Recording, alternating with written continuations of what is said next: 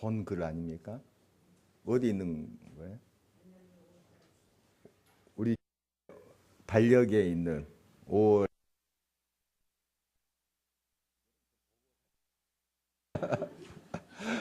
꽤 괜찮은 글이 거기 있어요. 매달마다 보면 좀 보고 사세요.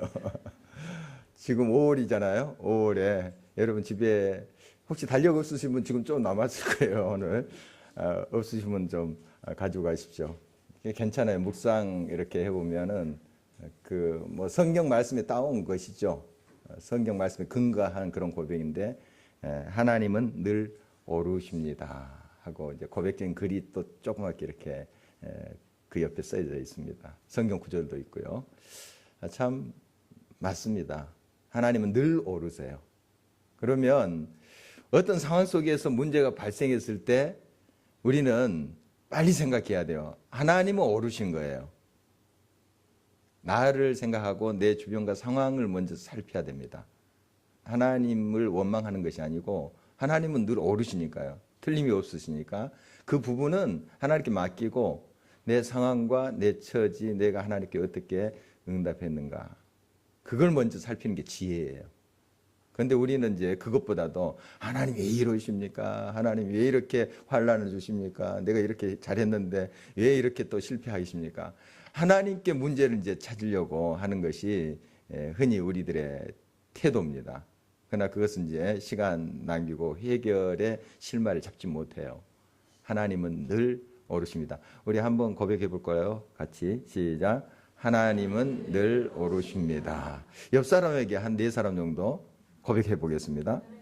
하나님은 늘 오르십니다. 하나님은 늘 오르십니다. 예, 이렇게 고백해 놓고 또 문제 생기면 또 하나님 왜 이러시니까 이러시면 안 되겠죠. 예, 하나님은 늘 오르세요. 지당하십니다. 제가 실수했습니다. 제가 잘못 이해했습니다. 한번 자신을 이제 살피는 것이고 또 문제를 다시 한번 살필 때 하나님께는 늘 답이 있으세요. 하나님 온전히 의지할 때 하나님은 어떤 문제도 다 풀 수 있는 능력의 주님이시죠. 그러니까 그 하나님을 온전히 바라볼 때 여러분의 그 삶, 여러 가지 또 문제들을 다 헤쳐갈 수가 있는 것입니다. 오늘 시인의 고백도 그런 겁니다. 137절 우리 다시 한번 한 목소리를 읽어보도록 하겠습니다. 여호와여 주는 의로우시고 주의 판단은 옳으니이다. 의롭다, 옳으니이다. 또 같은 고백입니다. 하나님은 정확하신 분이시고 언제나 옳으신 분이십니다. 하나님은 틀림이 없으신 분이십니다. 또 하나님의 판단은 항상 정당하시고 맞습니다. 이런 이제 고백입니다. 하나님은 의로우신 분이시죠. 그래서 항상 우리는 그 하나님의 의로우심을 꼭 붙잡아야 됩니다. 시인은 계속 138절에 이렇게 고백합니다. 한 목소리로 또 읽어봅니다. 주께서 명령하신 증거들은 의롭고 지극히 성실하니이다. 하나님이 의로우시니 그의 말씀하신 바도 의롭다는 거죠. 그러니까 이 말의 의로움, 옳음은 그 인격과 그 삶의 옳음을 증거해 줍니다. 내 말이 정확하고 내 말이 또한 그 판단이 옳으면 그 사람이 옳은 거예요. 그렇죠? 하나님은 의로우시니 그가 말씀하신 바도 항상 의로워요. 그래서 하나님 말씀은 바로 성경이죠. 하나님 말씀은 항상 옳은 말씀이에요. 그래서 이 말씀이 우리의 삶에 늘 잣대가 돼야 됩니다. 이 말씀을 우리가 사랑하고 이 말씀 가까이 할 때 우리도 그 하나님의 옳은 판단력을 가질 수 있어요. 이 말씀 속에 있으면 항상 의로우신 말씀이기 때문에 이 말씀이 충만한 삶은 바로 의로운 삶을 가능케 한다 하는 것이 우리의 고백입니다. 이 의로운 말씀이 모호한 말씀 또 반듯한 옳은 말씀이 내 삶에 충만하면 나의 삶 속에서 이 의로움이 드러날 수밖에 없는 것이죠. 그런데 이렇게 의로운 삶에 어려움이 없을까요? 항상 하나님 말씀을 묵상하고 말씀 따라 살 때 도전이 없을까요? 있습니다. 오늘 시인도 보면 이 말씀을 너무 사랑하는 고백들이 많잖아요. 우리가 쭉 살펴본 대로 정말 하나님의 말씀을 너무 그렇게 사모하는 이런 시인인데 도전이 있습니다. 여러분 어려움이 있을 수 있어요. 그래서 대적들에 대한 고백들이 있고 원수라고 또 고백하는 그러한 문제들이 있는 거예요. 139절 한번 보도록 하겠습니다. 내 대적들이 주의 말씀을 잊어버렸으므로 내 열정이 나를 삼켰나이다. 이 시인의 대적들, 시인을 공격하고 어렵게 하는 그런 문제가 있는 것으로 보여집니다. 그들은 하나님의 말씀을 멸시했다 이렇게 고백하는데, 의로우신 말씀을 그들이 멸시했다는 것은 그들의 삶 자체가 의롭지 않다는 겁니다. 하나님의 말씀을 멸시했기 때문에 그런 삶에 어떤 의로움이 있겠습니까? 하나님 말씀을 채우지 않고 자기 멋대로 자기의 판단대로 하는 삶에 무슨 의로움이 있겠어요? 그러니까 불의한 자들입니다. 저들은 불의한 자들입니다 하는 이제 고백이죠. 이런 이제 어려움 속에 그는 하나님의 말씀을 더 붙잡는 그러한 응답으로 나아가는 것을 보게 됩니다. 141절로 가보겠습니다. 같이 읽겠습니다.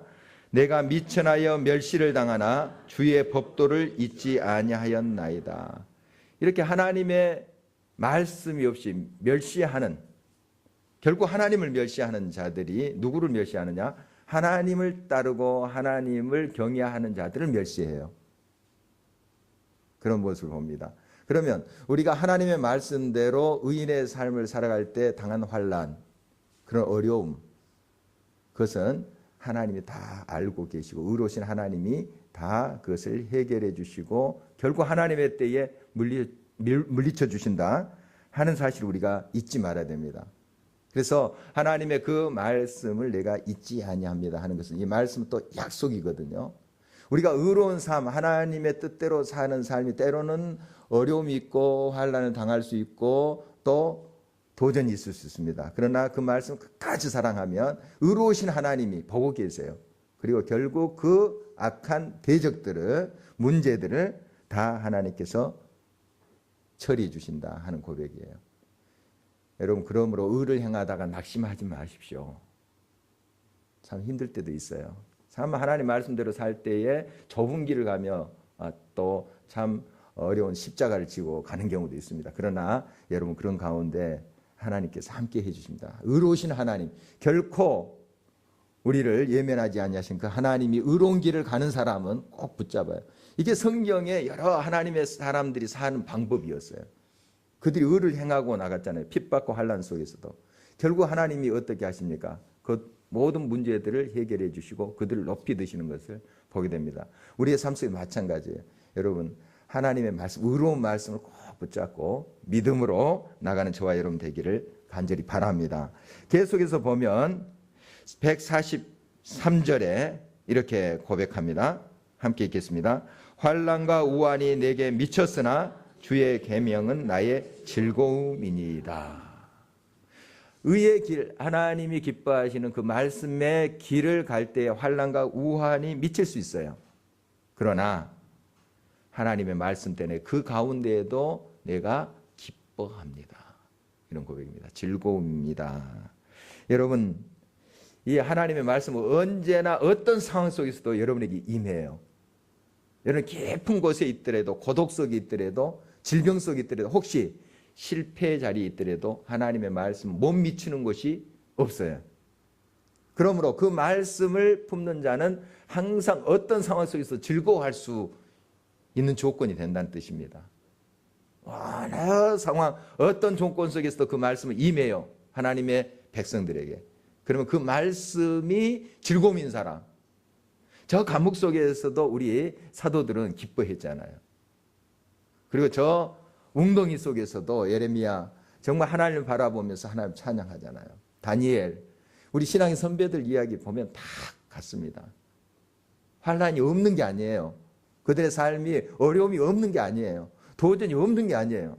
오히려 그런 도전이 많은 사람들이었어요. 그러나 세상의 어떤 사람들보다 더 하나님을 인해서 기뻐하고 찬양했던 사람들이에요. 여러분 어떻게 가능합니까? 그 하나님의 말씀이 날마다 그 삶 속에 충만한 삶, 의로운 그 하나님 말씀. 결국 의로우신 하나님이 모든 불의를 정리하시고 해결해 주실 것을 믿고 또 그분이 지금 이 상황 속에서도 나의 기쁨이 되고 즐거움이 되시기 때문에 그래요.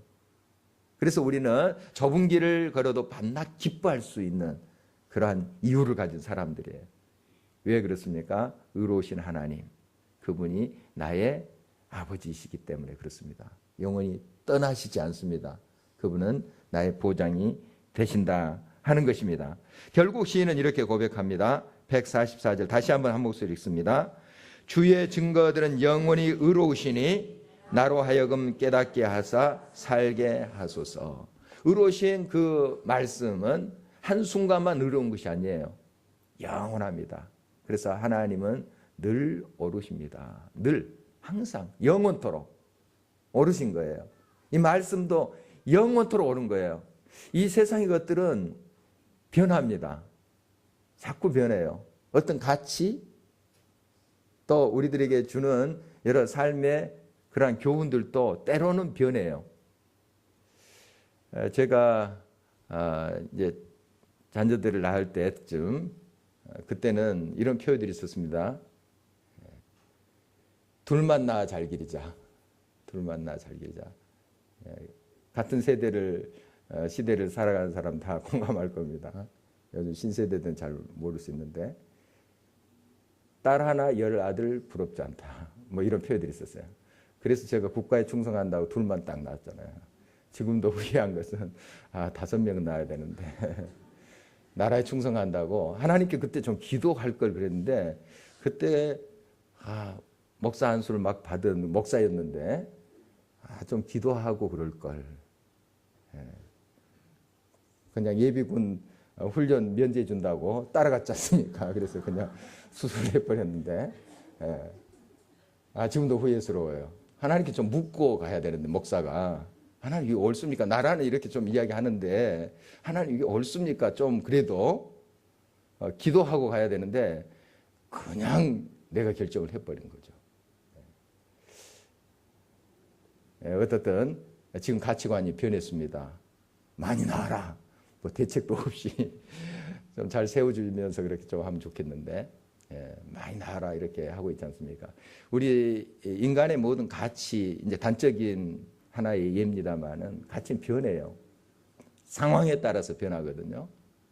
이때는 이것이 진리인 것처럼 이것이 참 좋은 가치인 것처럼 이야기를 해요. 그러나 좀 지나면 또 그게 바뀌어요. 조금씩 바뀌기도 하고 확 바뀌기도 하고 그래요. 그러나 하나님 말씀은 예나 지금이나 영원토록 똑같아요. 똑같습니다. 그러니까 뭘 붙잡아야 되겠습니까? 세상의 가치관과 세상이 이거 뭐 옳다 하는 거 그거 붙잡아야 되겠습니까? 아니면은 늘 오르신 그 하나님 그 말씀을 붙잡아야 되겠습니까? 답은 분명하잖아요. 말씀 붙잡고 살아야 됩니다. 말씀 붙잡고 이 말씀만이 영원히 변하지 않습니다. 지금은 참 이것이 옳을까? 언제 이것이 이루어질까? 이렇게 생각하지만 나중에 보면 정말 하나님 말씀 붙잡는 것이 승리하는 길이에요. 결국 살아나는 길이에요. 지금 핍박과 우환과 환난이 있을 수 있어요. 말씀 따라 살 때에 어려움이 닥칠 수 있어요. 그러나 그 말씀 꼭 붙잡고 그 자리를 지키는 사람 결국 보세요. 승리합니다. 살아나요. 방금 이 말씀의 끝을 보십시오. 나로 하여금 깨닫게 하사 어떻게 하소서? 살게 하소서. 이 시인은 알아요. 어떤 것이 사는 길인지 알아요. 어떤 길이 정말 생명을 얻고 그 가운데 승리하는 길인지 이 시인은 알아요. 지금 환난과 우환이 있잖아요. 원수들, 대적들이 지금 굉장히 집요하게 그를 공격하고 있습니다. 문제 없는 거 아니에요. 그러나 그럴수록 내가 하나님의 말씀, 그 의로우신 말씀 내가 붙잡겠습니다. 사랑하겠습니다. 저들은 이 말씀을 멸시한다 할지라도 나는 하나님의 말씀을 사랑하겠습니다. 끝까지 붙잡겠습니다. 왜? 그 말씀이 결국 나로 하여금 살게 하기 때문에. 여러분 이 믿음이 저와 여러분의 믿음이 되기를 간절히 바랍니다. 정말 하나님 말씀이 영원해요. 이 세상에 막 이것이 옳다, 이것이 멋지다, 이것이 대단하다, 훌륭하다, 성공하는 것이다. 얼마나 많은 그러한 이야기들이 많습니까? 물론 성공한 뜻이 보여요. 그러나 변합니다. 그 가치관 변해요. 결국 하나님의 말씀만이 영원한 겁니다. 하나님 말씀 꼭 붙잡으십시오. 지금 당장 손해보더라도, 지금 당장 어렵더라도 그까지 말씀 붙잡는 사람을 하나님께서 영화롭게 하시고 일으켜 세워주세요. 살게 하십니다. 승리케 하세요. 이 믿음으로 승리하는 저와 여러분 되시기를 간절히 바랍니다. 오늘 또 이 말씀을 우리가 또 사랑하는 자리에 나가기 위해서 도구들을 좀 준비해가는 시간입니다. 우리 같이 또 성경 목록과 부르면서 이 자리로 함께 나갔으면 좋겠습니다. 이스라엘 백성들이 출애굽해서 시내산에 도착합니다. 한 2개월 정도 걸려서 이제 도착하는데 시내산 자락에서 이제 하나님 말씀을 받죠. 그래서 말씀을 받아 적은 책이 무슨 책이죠? 레위기. 거기에 성막은 어떻게 짓고 또 하나님께 예배는 어떻게 드려라 하는 것이 기록되어 있는 것이 레위기입니다. 보면 이 성막은 이렇게 지었습니다. 뭐 정확한 그 모습은 지금 남아있질 않아요. 원래 지은 남아있지 않아요. 그래서 이제 성경의 기록을 근거로 해서 이렇게 이제 재구성한 거죠. 이게 이 성소가 있고요. 이 성소 안에는 이제 성소, 지성소 이렇게 나눠져 있습니다. 성소, 지성소. 그리고 이거 이제 평면도인데요. 보면 여기 놋대야 이렇게 있고요. 그 다음에 여기가 번제단 이렇게 되어 있습니다. 그리고 성소 안에는 이제 등대 금으로 순금으로 쳐서 이렇게 만든 겁니다. 그래서 7 이렇게 가지 살구 형상의 조각을 해서 만든 등대가 있고요. 그 다음에 진설병상이 있습니다. 일주일에 한 번씩 안식일에 그 떡을, 그러니까 정확히 말해서 더 이제 빵에 가깝죠. 우리는 떡이라고 진설병, 떡병자 써서 이제 떡이라고 이야기하는데 우리식대로 이제 표현한 것인데 그냥 굉장히 건조한 그러한 빵입니다. 그래서 이제 무교병, 누룩 없는 그것을 이제 사용을 하죠. 그래서 저것은 일주일 동안 저기서 이제 진설했다가 제사장 가족들이 먹습니다. 그렇게 돼 있죠. 그다음에 분향단이 있습니다. 분향단. 그리고 이제 지성소 안에는 뭐가 있습니까? 법궤, 언약궤. 언약궤 그 뚜껑을 뭐라 합니까? 속죄소 혹은 시은좌 이렇게 말합니다. 거기에 그룹 형상의 순금으로 이렇게 쌍을 이루어서 이렇게 돼 있습니다. 뚜껑 그렇게 돼 있고요. 이렇게 언약궤나 분향단, 등대, 진설병 이런 것은 수레로 옮기지 않았어요. 수레로 옮기지 않고 물론 이런 이제 쭉 휘장이나 천막 이런 것들은 수레 싣고 아주 무거우니까 굉장히. 그러나 이제 언약궤 같은 것은 제사장들이 채 깨가지고 메고 갔습니다. 꼭 그만큼 이제 더 귀중하게 이렇게 생각했다 하는 것을 볼 수가 있고요. 이제 지성소는 1년에 한 차례 대제사장이 속죄일에 들어갔습니다. 속죄일이라 해요. 그들의 이제 달력으로 7월 10일인데 속죄일에 한 차례 들어갔습니다. 얼마나 준비했을까요? 얼마나 그냥 그 오시며 모든 부분에서 깨끗이 하고 들어갔을까요? 또 마음으로 1년에 한 차례인데 그래서 백성의 모든 죄를 또 속하는 그런 예식을 했던 것을 보게 됩니다. 그런데 이제 지성소와 이 성소의 중간에 있는 이게 휘장이에요. 휘장. 예수님이 십자가에서 돌아가실 때 그 휘장이 찢어졌어요. 그 의미는 휘장이 찢어졌다는 의미는 예수님의 몸이 찢기셨다. 그리고 피를 흘리셨다 하는 것이고 그 휘장이 찢어졌다는 것은 이제 우리도 담대히 어느 때나 이 하나님의 임재, 언약궤가 그 아까 속죄소 시은좌 은혜를 베푸는 하나님이 계시는 그런 이제 의미가 있었는데 하나님 임재 앞에 언제나 나갈 수 있게 해 주셨다. 이것이 예수 그리스도 십자가의 의미예요. 우리 죄를 다 씻어 주심으로 우리가 거룩함을 입어서 하나님의 보호자 앞에 담대히 나갈 수 있게 해 주셨다. 그것이 십자가의 사건입니다. 얼마나 큰 은혜예요. 항상 우리가 하나님 앞에 달려갈 수 있게끔 우리 예수님께서 만들어 주신 거예요. 대제사장 1년에 한 차례 들어갈 수 있는 그 지성소를 언제든지 그 하나님 임재 앞에 우리가 담대히 나갈 수 있도록 해 주신 분이 우리 예수님이시죠. 그래서 그 큰 자신의 모든 것을 버리는 대가를 지불하신 거예요. 속량하신 거죠. 우리 죄를 다 용서해 주시고 참 우리가 그 은혜를 입고 사는 사람들입니다. 자, 이렇게 구성이 되어 있고요. 이제 왜 이런 것들을 여기 그 이 실내에 이게 있는 것이죠. 놔두었을까? 이게 이제 밖에 있는 것을 또 의미하는 것이에요. 여기 번제단에서 이제 쫙 불을 태워서 제물을 바치잖아요. 그런데 이 실내에서 계속 그렇게 불을 태워서 할 수 없잖아요. 연기도 나고 또 불이 붙을 수 있고. 이 번제단에서 불이 붙는 것은 항상 이 번제단의 불이 계속 여기에 붙는 겁니다. 다른 불 쓰면 안 돼요. 이 번제단에 있는 불을 가지고 향로에다 담아가지고 와서 여기다 불을 붙여야 되는 거예요. 다른 불을 썼다가는 즉사했습니다. 그러니까 얼마나 엄격해진지 몰라요. 같은 불이에요. 같은 불. 같은 불이 여기서 타고 있는 거예요. 향으로 계속. 또 이 불빛, 여기서 불빛이 나오겠죠. 이 등대도 그런 의미고. 여기에 제물이 바로 진설병, 떡으로 표현되는 거죠. 이 의미가 고스란히 이 안에 들어와 있는 겁니다. 네. 그래서 이 성소는 매일같이 이제 제사장한테 들어와서 그걸 점검하고 불도 점검하고 이렇게 했었어요. 지성소는 1년에 한 차례지만 성소는 매일 이렇게 하나님 앞에 점검하면서 나갔던 것을 보게 됩니다.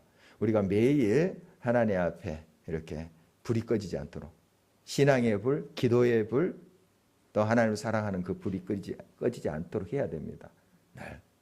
그런데 우리가 가끔씩 주님 앞에 나와서 이렇게 했다가는 불이 어느새 꺼져 버려요. 나도 모르게. 그게 꺼져 있어요. 싸늘하게. 한때는 막 타오른 것 같았어요. 그런데 일주일 지나면 또 꺼져 버려요. 그 삶이 계속 반복되는 거 얼마나 어리석은 삶이에요. 날마다 타오르게 해야 됩니다. 날마다 우리가 그렇게 우리의 신앙에 또 기도에 점검을 해야 되겠죠. 이것이 이제 성소의 모습입니다. 자, 그 다음에 이제 이스라엘 백성들이 시내산을 떠나서 쭉 이제 광야에서 40년 동안 방황을 합니다. 그게 이제 민수기죠. 민수기 다음에 이제 가나안 땅에 들어가기 전에, 그러니까 요단강 동편에서 모세가 백성들에게 설교한 내용, 그것이 뭡니까? 신명기 말씀이에요. 신명기 다음에 이제 드디어 모세는 이제 죽고 누가 바톤을 이어서 지도자 됩니까? 여호수아가 이제 백성들 이끌고 이제 요단강을 건너게 되죠. 그래서 건너서 제일 먼저 했던 것이 이제 정복하는 것입니다. 정복하는 거. 물론 하나님께서 예비해 주셨어요. 저 가나안 땅을 다 하나님께서 약속해 주셨고 예비해 주셨지만 가서 그냥 취한 게 아니에요. 또 저기 가서 하나님 말씀 믿고 그 땅을 정복해 갔어요. 그러니까 우리가 하나님의 이제 약속을 받는다는 건 뭐냐 하면 믿음으로, 이미 하나님께 주셨어요. 저 땅을 주셨지만 믿음으로 응답해야 됩니다. 그냥 가만히 앉아서 이제 약속했으니까 기다린 것이 아니고 요단강도 건너야 되고 여리고도 맞서 싸워야 되고 아이성도 맞서 싸워야 돼요. 그렇지만 결국 하나님이 도우세요. 믿음으로 갈 때 여리고 성도 하나님이 무너뜨려 주신 것이고, 하나님을 잘 믿지 않고 죄를 범했을 때는 아이성 작은 성이라 할지라도 이스라엘 백성 졌어요. 끝까지 믿음으로 가야 됩니다. 믿음으로. 그래서 이제 저렇게 그 땅을 차지하게 됐죠. 땅을 차지하게 되는데 이스라엘에 몇 지파가 있어요? 12지파. 12지파가 있습니다. 레이라는 지파는 이제 따로 분깃이 없어요. 보면 레이의 땅은 없잖아요. 왜 그랬을까요? 제사장 지파니까요. 제사장 지파니까 레이슨 땅이 없고, 레이 족속들은 이 각 지파에마다 흩어져 살았어요. 그 각 지파에 속해서 거기에 이제 하나님을 경외하고 하나님 뜻대로 사는 것을 가르치고 인도하는 그런 역할을 했던 족속들이. 그래서 각 지파에서 몇 성씩 레위 지파가 살기 위해서 이렇게 줬던 거죠. 그런 것을 이제 보게 됩니다. 이제 이렇게 땅을 분할하는데 뭐 여러분 이게 아주 정확하지는 않습니다. 그냥 성경에 근거해서 이렇게 분할하는데 여러분 이렇게 대충 나눴구나 이렇게만 좀 아십시오. 제가 쭉 지도를 여러 개를 대조해 봤더니 그 면적도 차이가 많이 나고 그럽니다. 성경에 이제 근거해서 좀 이렇게 분할했다 좀 아시면 되는데요. 자, 그러면 레위 지파가 빠졌습니다. 야곱의 12아들이 이제 각 지파인데, 야곱이 나중에 그 이스라엘로 바뀌잖아요, 이름이. 이스라엘의 12지파. 레위가 빠지고 누가 들어갔습니까? 요셉의 두 아들이 들어갔습니다. 레위와 요셉이 빠져요. 그렇죠? 그럼 두 자리가 남잖아요. 그것을 요셉의 두 아들이 들어가요. 그래서 12지파가 형성되는데요. 요셉의 두 아들 이름? 므낫세, 에브라임. 해서 이렇게 두 지파가 들어갑니다. 해서 12지파가 되는데요. 요단 동편에는 이제 세 지파, 정확히 말하면 두 지파 반이 이 요단 동편을 차지합니다. 그러니까 모세가 살아 있을 때 이제 곧 이제 임종하기 전에 그들이 벌써 이곳을 이야기합니다. 우리가 여기 참 가축도 키우기 좋고 좋은 곳인 여기서 우리가 땅을 차지하면 어떨까요? 했습니다. 그 허락하고 이들이 이제 두 지파 반이 이쪽 가나안 땅을 점령할 때 앞장서서 그들이 또 형제들을 위해서 이렇게 같이 싸웠던 것을 보게 됩니다. 어쨌든 갓, 그다음에 루벤, 므낫세 반지파. 여러분 이제 성경에 반지파 이런 말이 나오죠. 그러니까 므낫세는 여기도 땅이 있고 여기도 있고 상당히 좀 땅이 많네요. 상대적으로 보면 이렇게 요단 동편 서편에 다 땅을 차지한 그 지파가 므낫세 지파고, 또 특징적인 것이 단 지파가 제일 북쪽에도 있고 제일 남쪽에도 이렇게 좀 나눠져 있습니다. 단 지파도 어떤 이제 지도를 보니까 이제 북쪽에만 이렇게 있는 지도도 있습니다. 어쨌든 보면 이제 단 지파가 제일 위에 있습니다. 그래서 성경에 보면 저 단에 이제 나중에 이스라엘이 우상을 세우고 하는 걸 봐요. 제일 위에다가 또 베델 이 밑에다가도 이제 우상을 세우는 모습을 봅니다. 북쪽 끝, 남쪽 끝에다가. 그러면 이제 단이 어느 이친구나 이걸 좀 알 수가 있겠죠. 여러분 다 이것을 기억하면 좋지만 다 기억하지 못해도 몇 가지만 한번 기억을 하면 좋을 것 같아요. 유다는 이게 이제 사해라 나왔는데 이 당시는 염해라 있어요. 염해. 지금 이제 지중해라고 하는데 이 당시는 뭐라고 했습니까? 대해. 지금 이제 지중해는 이제 나중에 붙여진 이름이고 성경에는 대해입니다. 큰 바다고 이제 성경에 여기는 염해라고 나옵니다. 소금바다. 자, 보면 이제 이 소금바다 염해 바로 서편이 예루살렘이에요. 이 정도 위치가 예루살렘입니다. 그래서 예루살렘을 끼고 이 남쪽 지역이 유다예요. 유다 지파 남쪽 지역. 굉장히 황량한 곳입니다. 황량한 곳이에요. 상대적으로 여기 염해에서 물 길어다가 이거 농사 지을 수가 없어요.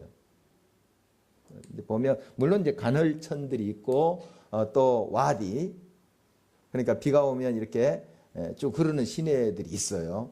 근데 그것 가지고 농사를 짓는데 참 척박한 곳입니다. 유다가 지금 차지하고 있는 땅은. 지금이야 조금 이제 뭐 물 끓여다가 이렇게 농사 짓고 하죠. 근데 굉장히 척박한 곳이에요. 그만큼 그들이 더 이제 하나님을 의지할 수밖에 없었죠. 베들레헴은 예루살렘 있고 예루살렘보다 더 밑에 있어요. 그러니까 베들레헴에서 푸른 초장을 노래한 시편 23편. 우리 생각하면 아까 뭐 우리 사진 봤지만 그런 모습 아닙니다.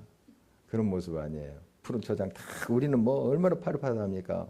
오늘 나가봤더니 아주 정말 예쁘더라고요. 그런 곳 아닙니다. 황량해요. 황량합니다. 그러나 그 마음에 하나님께 감사하는 그런 마음이 가득 차니까 그 하나님께 주신 은혜에 감사하면서 푸른 초장을 노래하잖아요. 그것이 중요합니다. 아무리 그냥 푸른 초장이 쫙 갈랐다 할지라도 내 마음이 황량하면 그 노래 안 나옵니다. 여호와는 나의 목자시니 안 나와요. 내가 부족함이 없으리로다. 그런 고백이 안 나옵니다. 그러나 정말 마음에 하나님께서 함께 하시고 역사하신 것을 믿고 바라는 사람은 삶 속에 주신 그 하나님 은혜에 감사해요. 푸른 초장을 노래해요. 실만한 물가를 노래합니다. 그런 거 이제 볼 수가 있는데요. 유다가 바로 이 남쪽 지역이다. 황량한 곳입니다. 그리고 이제 나중에 우리가 이제 살펴본 바로 솔로몬 이후에 르호보암 시대의 나라가 남북으로 갈라지죠. 남북으로 갈라집니다. 유다하고 베냐민이 이쪽에 속해서 유다가 형성되고 나머지 10지파가 북쪽 이스라엘이에요. 이제 여기 시므온이 여기 분배가 된 것으로 보이는데 한때 여기에 거주한 것으로 보여요. 그러나 나중에 여기가 너무 척박하거든요. 이 땅이. 이 밑에 지역이. 네게부 사막 또 여기 밑에 시내 사막 이런 것들이 정말 황량해요. 그래서 이제 남북으로 분열되면서 시므온 지파가 북쪽으로 갔을 것이다. 이렇게 추정을 합니다. 추정을 해요. 그래서 나머지 10지파가 북이스라엘이고 유다랑 베냐민 지파 해서 남유다를 형성해요. 남유다. 나중에 이제 10지파, 이 10지파가 사마리아인들이에요. 사마리아인. 그리고 이 유다 지파가 유대인들, 지금 말하면 유대인들. 우리가 이제 정통성을 가지고 있다. 이렇게 주장하는 사람들입니다. 그래서 쭉 우리가 이제 살펴본 대로 남쪽 유다는 한 20왕 정도 이제 등장해요. 여왕도 한 명 등장합니다. 여왕도 20왕 정도 이제 등장하고 북쪽도 한 20명, 19명, 뭐 20명 이렇게. 그래서 남쪽, 북쪽 다 한 20여 왕이 등장한다. 이렇게만 좀 아셔도 괜찮을 것 같아요. 20여 왕이 등장한다. 이렇게 볼 수가 있습니다. 그 다음에 뭐 다 여러분들이 이 이치를 뭐 알면 좋겠지만 이 정도 좀 알면 좋겠어요. 납달리하고 스불론. 여기 나중에 신약에는 무슨 호수라고 불러요? 갈릴리 호수. 갈릴리 호수. 갈릴리 호수 지역에 산 이제 지파가 바로 납달리와 스불론. 예수님께서 납달리와 스불론에 대해서 이야기를 해요. 그 갈릴리 지역에 있는 지파구나. 그런 사람들이구나. 좀 이해가 되실 거예요. 그 정도만 여러분 좀 아셔도 성경 보실 때 좀 도움이 될 것 같습니다. 자, 그 다음에 여호수아 다음에 무슨 성경이죠? 사사기인데요. 자, 여러분 책에 있는 그림이 더 정확합니다. 이건 이제 동그랗게 나와버렸는데요. 이렇게 나선형으로 이렇게 돌아가요. 나선형으로 보면 이스라엘이 죄를 보며요. 그러면 하나님께 치세요. 압제를 당해요. 그 이방 민족을 통해서 압제를 하세요. 그러면 막 부르짖죠. 하나님 못 살겠습니다. 구원해 주세요. 그러면 하나님이 구원해 주세요. 긍휼히 여기고 그 부르짖음을 또 들어주세요. 그러면 또 어떻게 합니까? 잊어버려요. 또 이 사이클이 한 몇 번 정도 나오냐면 한 7번 정도 나옵니다. 이렇게 수없이 그랬다는 거예요. 7번 나왔다는 건 수없이. 그리고 이제 사사들의 특징 보면 사사 한 사람이 전 이스라엘을 다스리는 건 아니에요. 이제 지역적으로 어느 지파를 중심으로 다스리고 하는 것을 보게 돼요. 전체 이스라엘 다 망라한 사사는 아니다 하는 것을 우리가 성경에서 볼 수가 있습니다. 어쨌든 이렇게 쭉 좀 개선되지 않고 계속 그 악순환을 계속했던 이스라엘 백성의 모습에서 우리를 이제 비춰볼 수 있어야 됩니다. 좀 어떻습니까? 여러분 조금 더 개선되면서 하나님 앞에 더 성장해 성숙해 가고 계시는지 아니면 또 그 자리 일주일에 또 그 자리에 와 있는 거 아니면 점점 더 악순환 속으로 가고 있는지 여러분 우리가 또 이렇게 이 순환을 그으면서 살 수 있어요. 그러나 조금 더 발전적으로 이렇게 좀 나갔으면 좋겠어요. 조금 더 하나님의 성품을 담고 또 하나님 기뻐하신 자리로 나갔으면 좋겠습니다. 자, 여기는 누가 이렇게 예를 쓰고 있나요? 이렇게 굉장히 예를 쓰고 있는데 삼손의 모습을 이제 특징적으로 보여주고 있습니다. 자, 그 다음에 룻기는 그 사랑의 이야기죠. 사랑의 이야기. 룻이라는 모압 여인입니다. 아까 요단 동편에 있는 암몬 족속도 있고 모압 족속도 거기 있었어요. 요단 동편에 그 모압 여인의 이야기입니다. 이방 여인이에요. 근데 나중에 누가 됩니까? 다윗의 증조모 할머니, 증조 할머니가 됩니다. 아, 대단한 여인이에요. 이방 여인인데 그 당시에 이방 사람들하고 잘 안 섞였잖아요. 이스라엘 사람들. 근데 이방 여인인데 하나님을 그렇게 경외하고 하나님의 사람 된 거죠. 그래서 이제 다윗의 증조모가 된 그런 이야기예요. 자, 그 다음에 이제 사무엘 상이 등장하는데요. 사무엘 상. 누가 왕으로 등장하는 성경이에요? 사울. 이제 많이 반복되니까 이제 많이 잘 아시네요. 자, 사무엘이 1장부터 8장까지 이렇게 좀 주된 인물로 나오고요. 그 다음에 이제 사울이 왕이 돼요. 왕이 되지만 사실 이제 왕으로서의 사울이 등장하지만 스토리는 중심은 다윗이 이제 등장합니다. 물론 그때 왕으로서의 다윗이 아니고 군대 장관이라든지 골리앗을 무찌렀다든지 뭐 이런 이야기가 벌써 사무엘상에서 나타나는 것을 보게 됩니다. 좀 비교를 하자면 사무엘, 사울. 사무엘 시대는 사사로서 이제 신정 하나님이 왕이신 그런 이제 정치였고 이제 사울부터는 왕정이 시작되는 겁니다. 왕이 시작돼요. 이스라엘 백성들이 왕정을 요구하죠. 사무엘에게.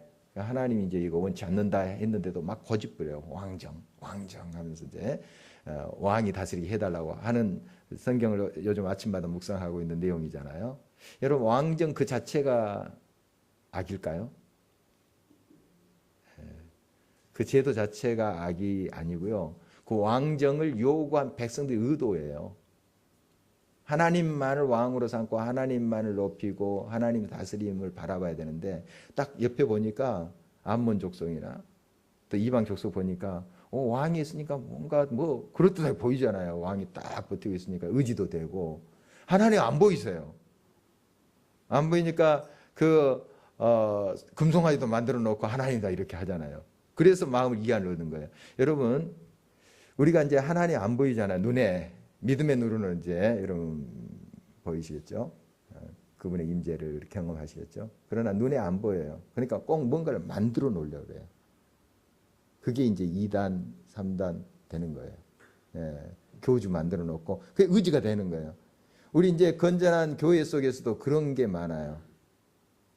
예, 우리 교회는 이제 그렇지 않다고 제가 믿고 있는데, 목사님을 너무 의지하는 거예요. 제가 부담스러워서 이런 말 하는 건 아닙니다. 너무 의지해서 목사님에 따라서 막 믿음이 곤두박질 치기도 하고 막 상승하기도 해요. 물론 앞에 있는 사람이 잘해야 됩니다. 잘해야 되지만은 여러분 이제 하나님이 다스리시고 하나님을 완전히 우리가 섬기는 그런 건전한 신앙으로 늘 나아가야 됩니다. 사람은 꼭 뭔가 보이는 것을 의지하려고 그래요. 딱 세워놓고 그래야지 마음이 안정되는가 봐요. 그래서 이제 천주교에서 이렇게 성상 만들어 놓잖아요. 물론 그 우상이 아니다고 이야기하지만 그런 식으로 불상 앞에 비는 것처럼 하는 사람들이 꽤 많아요. 천주교에서. 거기서 그렇게 기도하면서 하나님을 묵상하고 하면 이제 좋은데, 그런 순수한 신앙을 가지고 나아가는 사람들이 또 많다고 저는 믿어요. 그렇지만 그렇지 않고 그대로 그 신앙의 내용은 미신적인 것을 그대로 갖고 겉으로는 뭐 하나님, 성부, 천부 이렇게 이야기해요.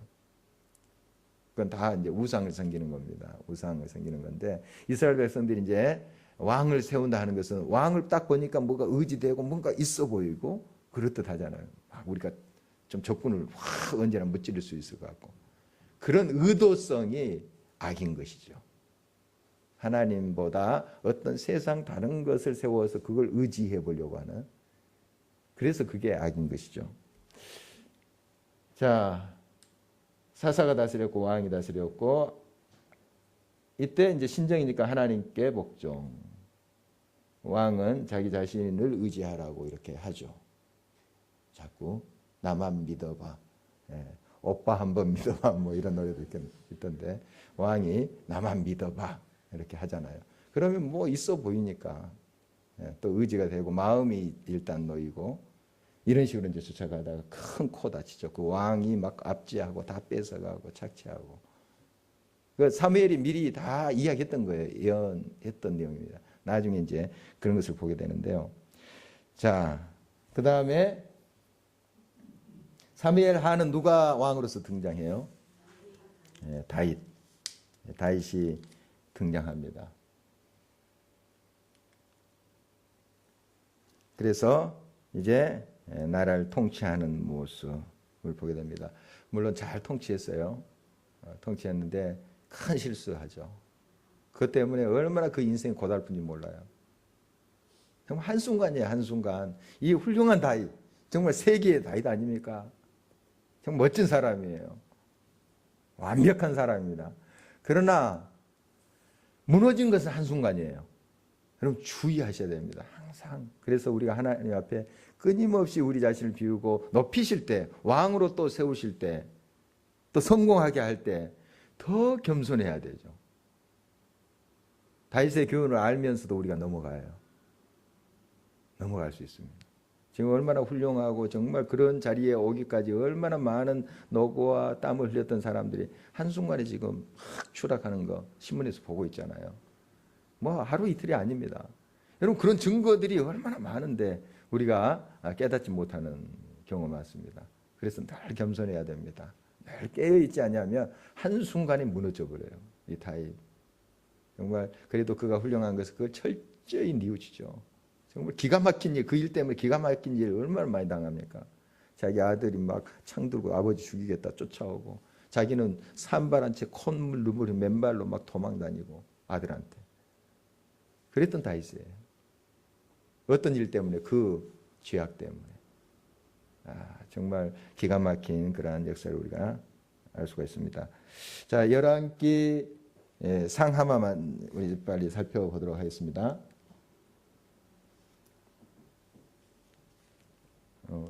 이게 사무엘 하가 이제 나오네요. 사무엘하. 예. 자, 방금 그 이야기예요. 이 사건, 밧세바와의 죄. 이 사건 때문에 그 인생이 얼마나 꼬인지 몰라요. 기가 막힙니다. 기가 막혀요. 정말 언제나 우리가 주의해야 됩니다. 한순간이에요. 한순간. 한순간 방심했을 때 참 이런 혹독한 그런 시련이 그에게 오는 것을 보게 됩니다.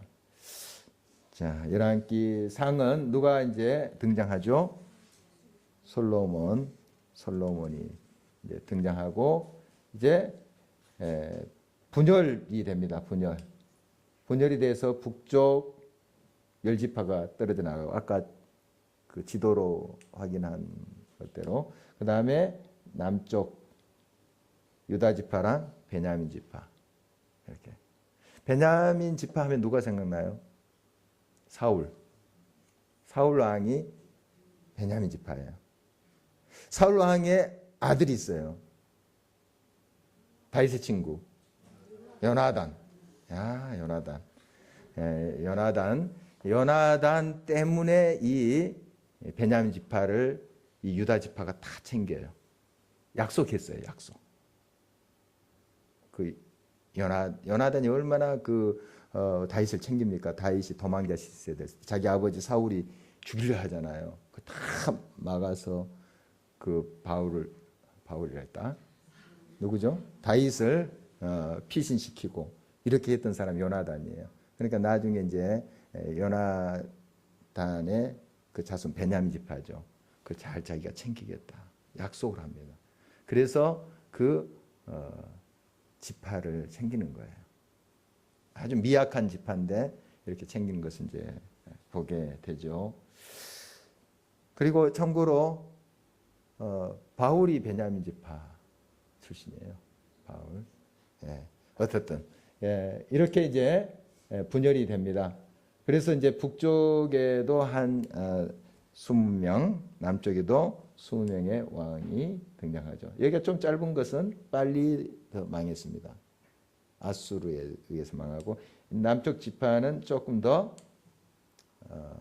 지탱했는데 나중에 어디에 의해서 망합니까? 바벨론에 의해서 망하게 되죠. 그리고 북쪽 지파는 다 악한 왕들이에요. 보면 다 악합니다. 악을 행하고 우상 막 섬기고 그리고 이게 쭉 세습이 되는 것이 아니라 쿠데타가 많이 일어나요. 죽이고 자기가 왕이 되면 또 자기가 칼 맞고 죽고 아주 피비린내 나는 북쪽 이스라엘 볼 수 있고 남쪽은 다윗의 지파예요.